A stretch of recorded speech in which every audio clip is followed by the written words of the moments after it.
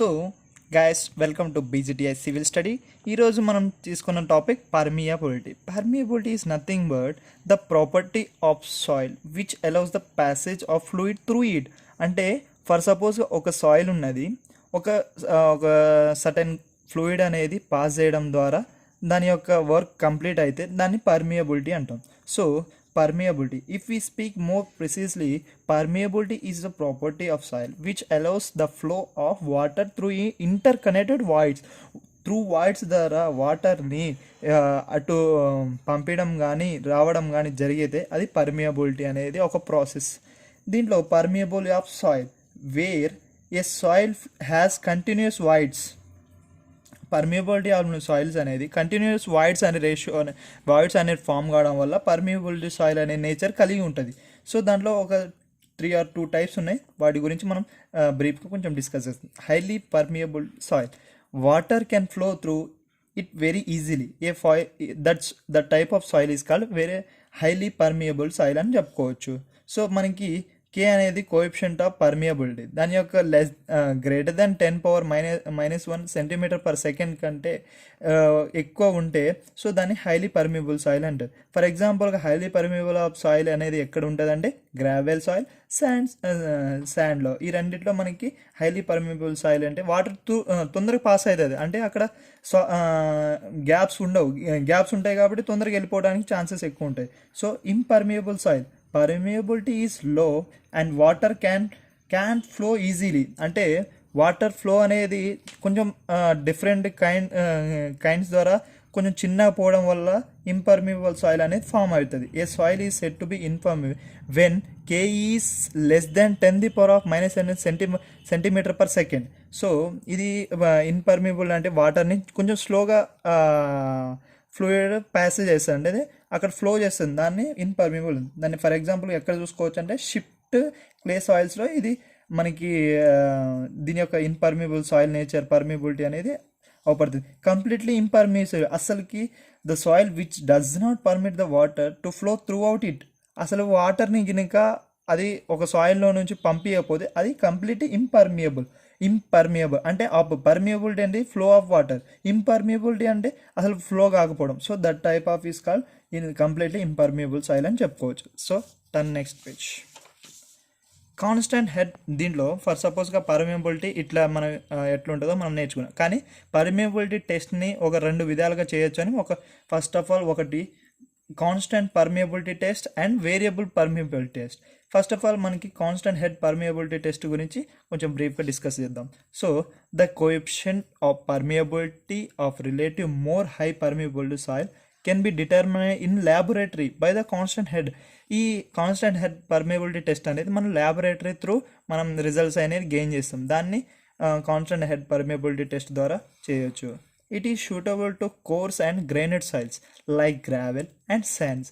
మీకు చెప్పాను పర్మియబిలిటీ అంటే ఎక్కువ వాటర్ ఫ్లోని చేసేది పర్మియబిలిటీ సాయిల్. అట్లాంటి వాటిలో ఫస్ట్ మనకి హెడ్ పర్మియబిలిటీ అనేది మనకి ల్యాబొరేటరీలో చేసుకోవచ్చు.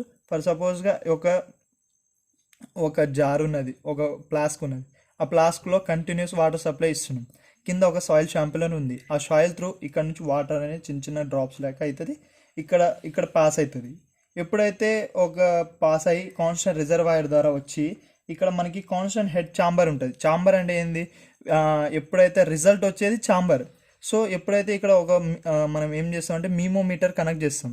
అది ఎంత హైట్ నుంచి అంటే హెడ్ లాస్ నుంచి, ఇక్కడ నుంచి ఎంత లాస్ వచ్చింది అనేది మనం త్రూ ఇక్కడ ΔHలో మనం కనుక్కోవచ్చు. సో గ్రాడ్యుయేటెడ్ జార్ అనమాట. ఈ జార్ అనేది ఏంది అంటే ఎంతైతే వాటర్ త్రూ మనకి ఈ టెస్ట్ ద్వారా బయటకు వచ్చిందో అది గ్రాడ్యుయేట్ జార్లో మనకి వాటర్ని కలెక్ట్ చేసుకోవచ్చు. So the soil sample collected and placed in the mould connected specimen through the mould to the constant head water reservoir. For సపోజ్గా దీని ఫార్ములా ఏంటంటే ΔH/L. అంటే మనం కనుక్కోవడానికి చిన్న formula head loss by length of flow path. అంటే ఎంత అనేది ఎంత ఇక్కడ నుంచి ఇంత వాటర్ అనేది మనకి యాక్చువల్గా ఇంత ఒక ట్యాంక్ ఫుల్ అయి ఉంది. సో ఇంత లాస్ వచ్చింది మనకి, ఇక్కడ దాకా పోలే. సో ఆ లాస్ అనేది ఎట్లా కనుక్కోవచ్చు అంటే ΔH/L = head loss by length of the flow path. We know that ఇప్పుడు గామా అంటే KI అని తెలుసు. K అంటే కోఎఫిషియంట్, I అంటే గ్రేడియంట్ అనమాట. Q equal to A discharge formula Q equal to A into V. మళ్ళీ ఏం రాసుకోవచ్చు ఏవిని, క్యూ ఈక్వల్ టు కేఐఏ అని రాసుకోవచ్చు. Total amount of discharge flowing through soil sample Q equal to కే.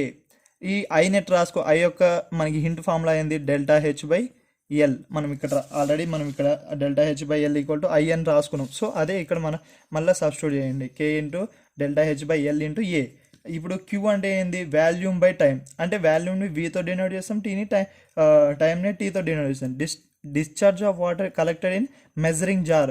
ఎంతైతే మనకి వాటర్ ఆ టెస్ట్ ద్వారా బయటకు వచ్చిందో, డిశ్చార్జ్ అయిందో, ఆ వాటర్ని మెజరింగ్ చేసేది మనం ఇక్కడ వి బై టీతో కొలుస్తాం అనమాట.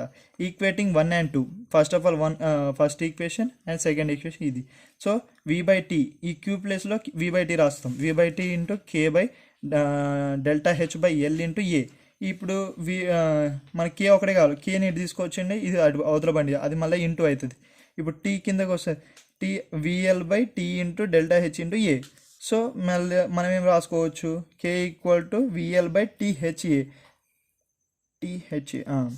కే equal to coefficient of permeability. ఇప్పుడు మెయిన్ ఫార్ములా పర్మియబిలిటీకి ఏంది, K equal to VL by THA. So మనకి వి అంటే ఏంది, volume of water collected at certain టైంలో ఎంతైతే వాటర్ కలెక్ట్ చేసినామో గది. టీ అంటే time taken collecting volume of water. A అనేది cross sectional area of soil sample.